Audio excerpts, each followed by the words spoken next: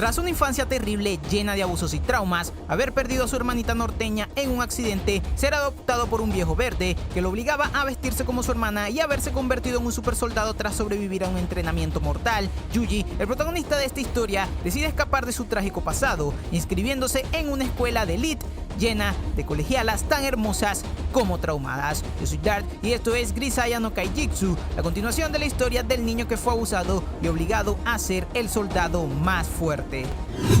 La historia comienza fuerte con una escena donde nos muestran a las 5 waifus estelares junto a sus respectivos traumas, que no son pocos, dándonos a entender que los momentos tristes estarán a la orden del día. Como siempre, literalmente hay una que dice que Star vive su castigo, y solo puedo decirles que efectivamente soy ese. Y hablando de gente traumada, volvemos a ver a nuestro querido Yuji en una nueva ciudad interrogado por la policía local que por alguna razón pendeja lo está acusando de terrorismo, aunque para serles sincero nuestro prota sí tiene cara de estar a 2 segundos de iniciar un tiroteo escolar. Esto es oscuro, Esto da miedo.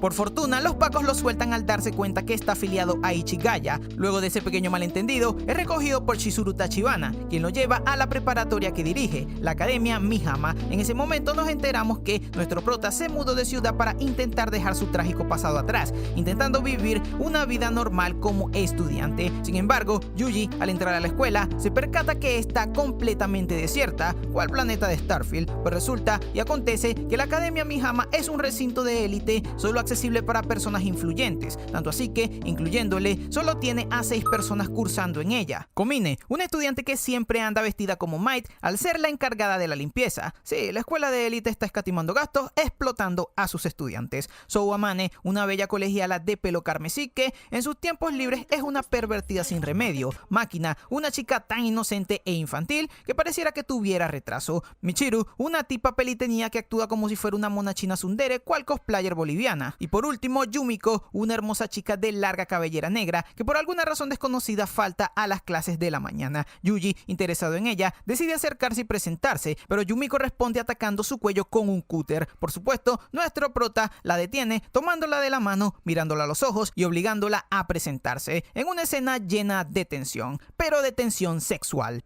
Eso me prende. Y hablando de tensiones sexuales, Yuji al llegar al dormitorio se percata que Amane irrumpió en su habitación, solo para encuerarse, porque bueno, la habitación está en el segundo piso y la pobre se quería cambiar de ropa.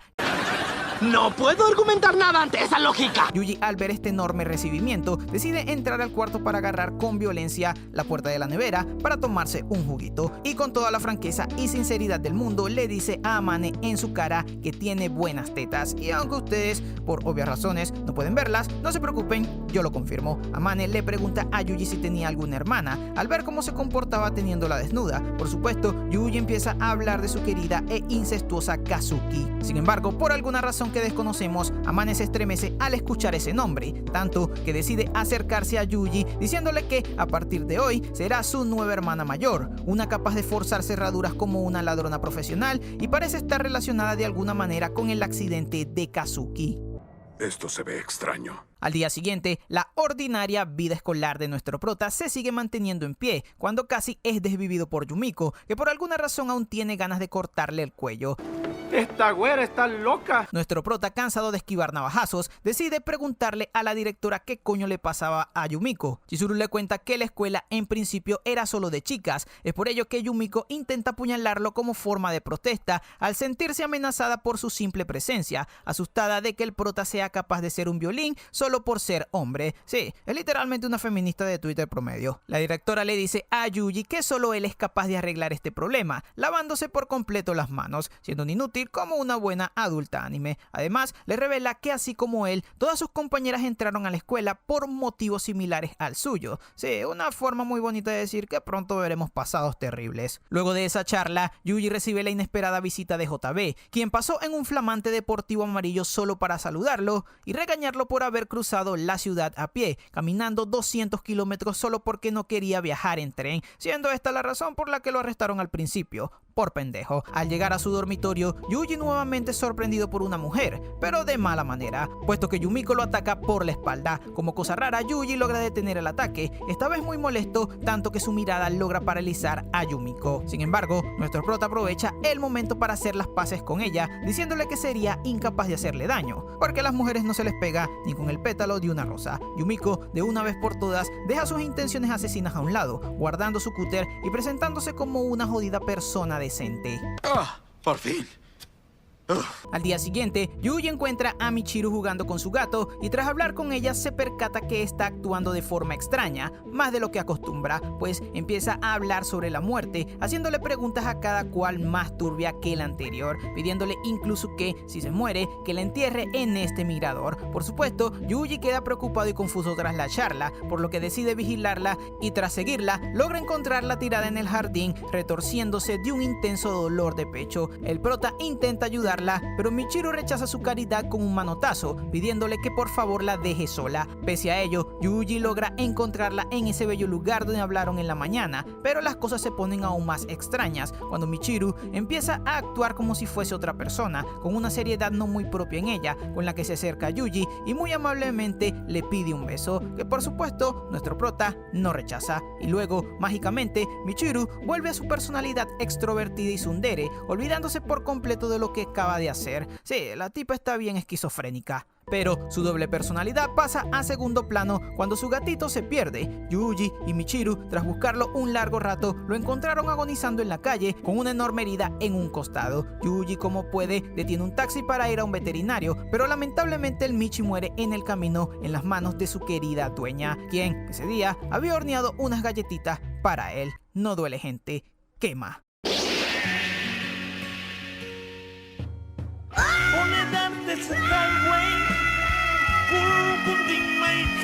Esa misma noche, Yuji encuentra a Michiru tirada en su habitación, completamente drogada al haber intentado desvivirse con una sobredosis de medicamentos para su dolor de pecho. Al día siguiente, actúa como si nada hubiese pasado.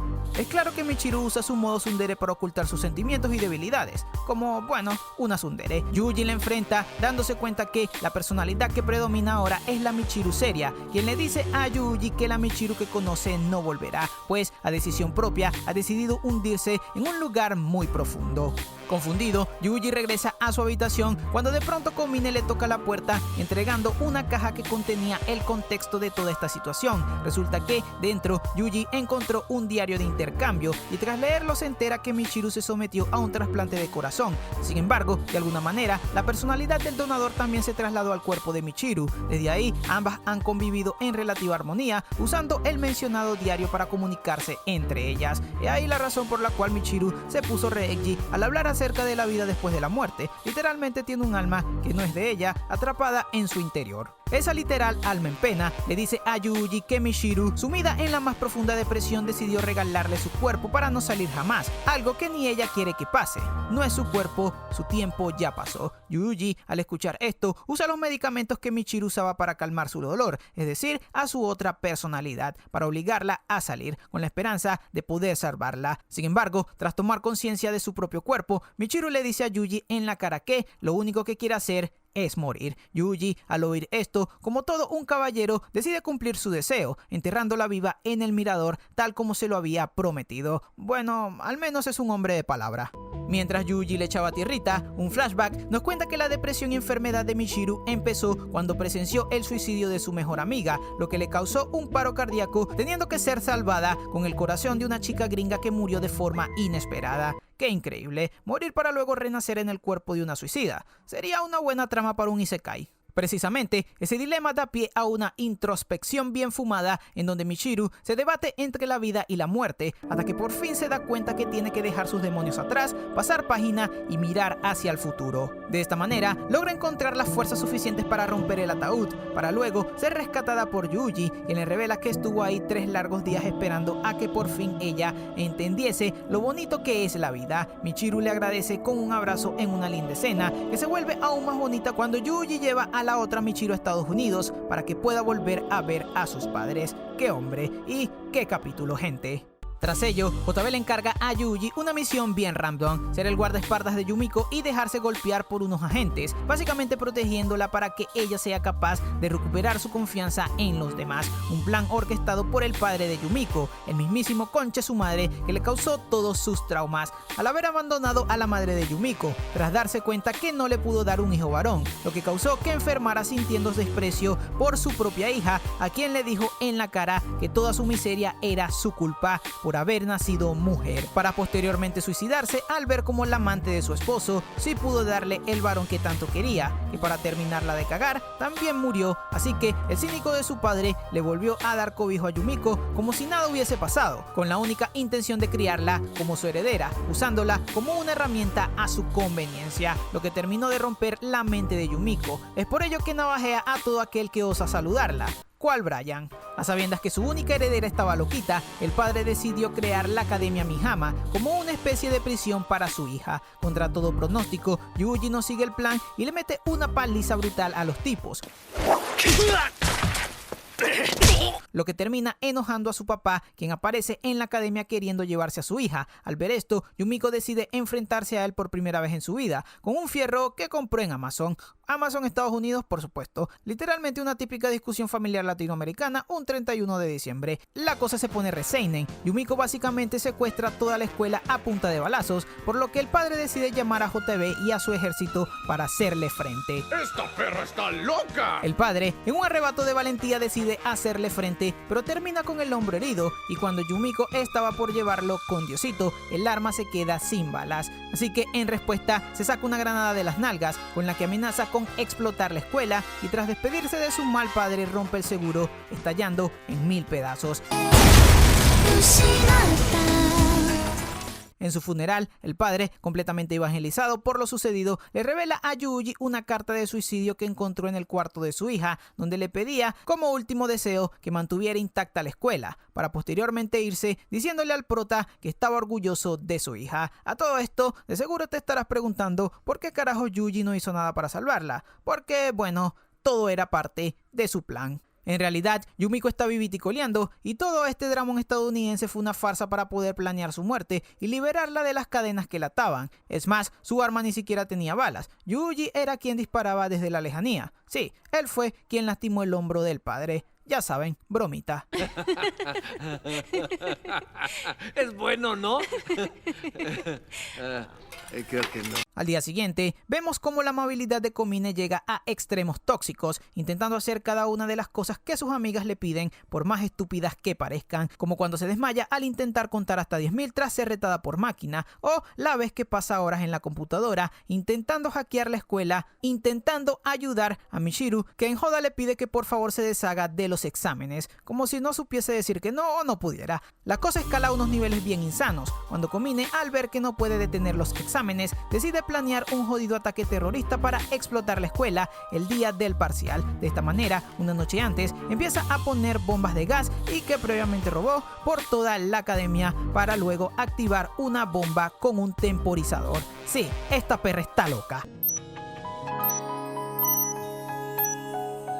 Esto se va a poner feo. La cosa se pone turbia cuando justo en ese momento aparecen las chicas. Komine intenta cancelar la detonación, pero el control deja de funcionar. ¿Quién coño te manda a comprar la bomba en AliExpress? Por fortuna, Yuji logra desactivar las bombas a tiempo, y tras ese ataque terrorista fallido, ambos se quedan a solas para revelarnos un tremendo plot twist. Resulta que Komine, en su 10º cumpleaños, molesta por siempre estar sola, decidió tratar mal a sus padres, quienes sin dudarlo salieron a buscarla para terminar siendo atropellados por un camión.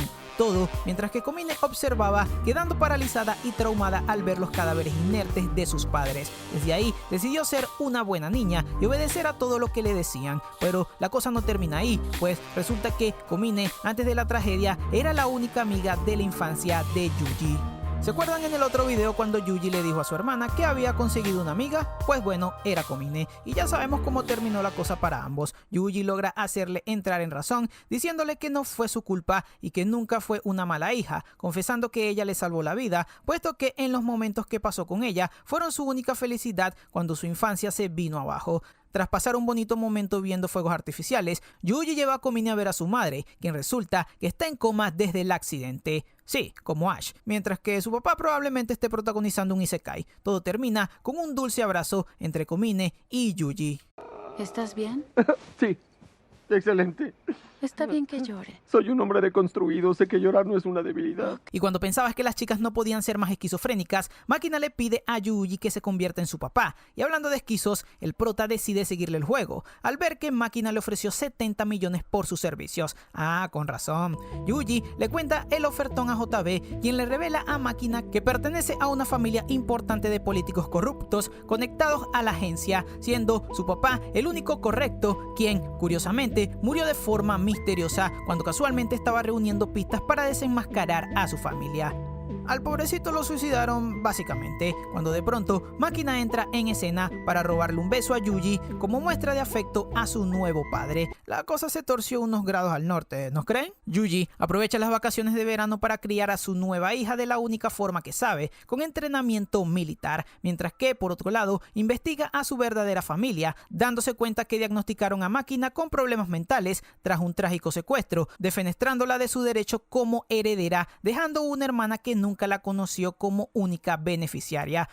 Algo como que huele feo aquí. Y créeme, no hay nadie que sepa más de gobiernos corruptos que yo. Tras enseñarle a la dulce niña cómo usar un jodido sniper, Yuji, junto a Makina, se dirige a visitar la tumba de Asako, explicando en el camino todo su pasado, es decir, todo lo que vimos en el video pasado. Finalmente, la parejita llega a la tumba, que se encontraba al lado de la de el perrito del prota, ese que murió siendo almorzado por un oso. Luego de ese bonito momento, deciden pasar la noche en la cabaña de Asako, todo muy bonito, hasta que vuelven a la ciudad, donde Makina por pura casualidad se cruza con su hermana justo cuando fue víctima de un atentado con un carro bomba. Por fortuna, ambas se salvaron, mientras que Yuji es llamado al cuartel general, donde JB le encarga un nuevo objetivo: Makina, la hija a quien juró proteger.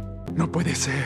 Yuji decide escapar junto a Makina, echándose a toda la organización encima a los John Wick. En el camino se encuentra JB, quien le revela que Makina usó su memoria fotográfica para memorizar cada uno de los documentos que su padre estaba reuniendo al haber estado secuestrada con él, viendo cómo los sicarios acabaron con su vida, siendo su madre la mente detrás de la muerte de su padre y, para colmo, la clienta que puso un precio por la cabeza de Makina. Yuji en respuesta le dice a JB que protegerá a Makina, así muera en el intento. Así empieza una intensa batalla entre la agencia y Yuji por la literal custodia de Makina, que termina con la rendición de Yuji al ver que Makina fue herida de un balazo. Por fortuna, JB logra llevar a la niña al hospital, donde la triple hijueputa de la madre le dice que usará los órganos de Makina para salvar a su hermana. Sin embargo, esa misma noche, Yuji se infiltra en su empresa para acabar con su vida sin piedad, vaciándole el cargador. ¡Déjalo, que está muerto! Al día siguiente, nuestra prota queda libre de todo mal, gracias a que se filtraron los documentos que delataban a toda la familia de Makina de corrupción, pudiendo así volver a la escuela con su hija. Al final, salió todo bien. ¡Adoro los finales felices! Tras ello, Yuji por fin cae en los encantos de Amane, que ha pasado todo este tiempo intentando que sea su novio. Sin embargo, cuando el prota la besa y acepta ser su pareja, esta se desploma y empieza a llorar. En ese momento revela la razón por la cual ha sido tan complaciente con Yuji, casi que regalándose. Resulta que ella fue la única superviviente en el accidente que acabó con la vida de su hermana, donde, en primera instancia, la gran mayoría había sobrevivido al choque gracias a la increíble inteligencia y astucia de Kazuki, que consiguió sacar a todos del autobús para darles los primeros auxilios. ¡Vamos a vivir! En medio de esa crisis, Amane y Kazuki se hacen muy amigas, colaborando y apoyándose mutuamente para sobrevivir. Sin embargo, tras 12 días en la nada y la desaparición del profesor que se llevó la mitad de los suministros para ir a buscar ayuda, todo el grupo empieza a perder la cabeza y a enfermar por la malnutrición, viéndose obligadas a comerse un perrito de una de las chicas para así sobrevivir. Que a pesar de todo, 5 de nosotros quedamos vivos. Sí, señor. Pásame otra pierna de copiloto.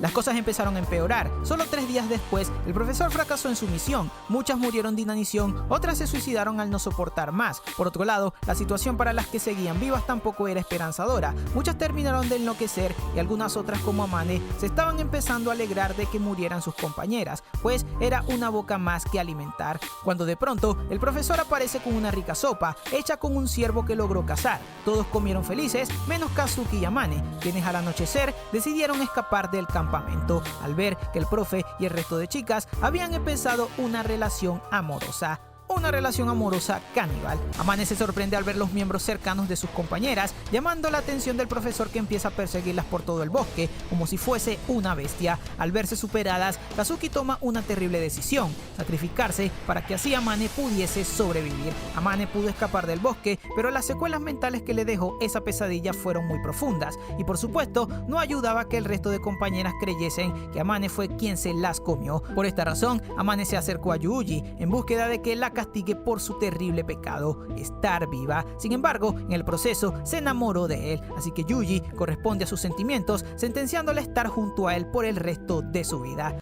Dios, ¿cómo es posible que este anime sea tan bonito y turbio? En partes iguales. Yuji le dice a Amane que cree que su hermana sobrevivió, ya que su cuerpo nunca fue encontrado. Es por ello que deciden volver a ese tenebroso bosque en busca de respuestas. Al llegar al corazón del bosque, nuestra parejita logra encontrar una carta de Kazuki pidiéndole que por favor cuidara de su amable hermano Yuji, revelando además que los caníbales murieron por haberse comido un cadáver enfermo. Sin embargo, esta carta, pese a ser una buena noticia, no confirma que siga viva. Así que nuestros protas siguen investigando, llegando al lugar del accidente, donde hay una lápida honorífica. Tras rezar un ratito, nuestros panas deciden regresar a la academia, cuando de pronto reciben la llamada del padre de una de las víctimas del accidente, que ha secuestrado a todas las waifus de la academia al creer que Amane se comió a su hija para sobrevivir. Así es, gente, se metieron con el harén equivocado, puesto que Yuji mueve el cielo y tierra para salvarlas, pidiendo refuerzos a JB, para posteriormente instalarse en un faro